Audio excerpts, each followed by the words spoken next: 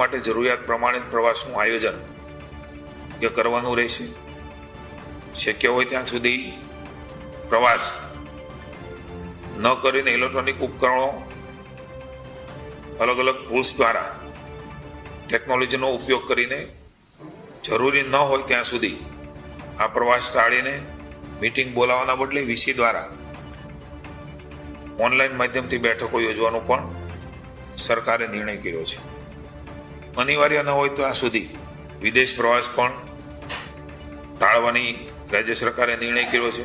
વિદેશમાં અલગ અલગ પ્રકારની તાલીમ, પરિસંવાદો, અભ્યાસ વગેરે યોજાતું હોય છે, એ બને ત્યાં સુધી ફરજિયાત ન હોય ત્યાં સુધી ટાળવાનું. અન્ય રાજ્યમાં અને કેન્દ્રમાં જે બેઠકો યોજાય છે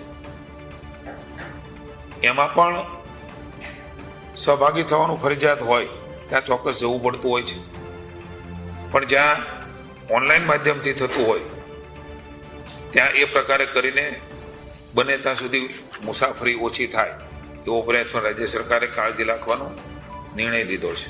તંત્રમાં ઉપલબ્ધ સરકારી વાહનોની સમીક્ષા કરીને વધારાના જે વાહનો છે, દાખલા તરીકે હું પણ મંત્રી તરીકે કોઈ એક પરિષદનો ચેરમેન હોઉં તો મને પણ જે ગાડી મળી હોય તો મેં પણ મારા હમણાં ઓફિસમાં કહ્યું છે કે જમા કરાવી દેવાની છે. આ પ્રકારે અનેક અધિકારીઓ અલગ અલગ જગ્યાએ જવાબદારીઓમાં હશે. તો એ બોર્ડ કોર્પોરેશન છે, કંપની હશે, વધારાનો ચાર્જ હશે. મળવાપાત્ર એક મુખ્ય વાહન સિવાય તમામ સરકારી વાહનો તાત્કાલિક ધોરણે વાહન પુલ એટલે વ્હીકલ પુલમાં જમા કરાવી દેવાનો પણ નિર્ણય એ રાજ્ય સરકારે કર્યો છે.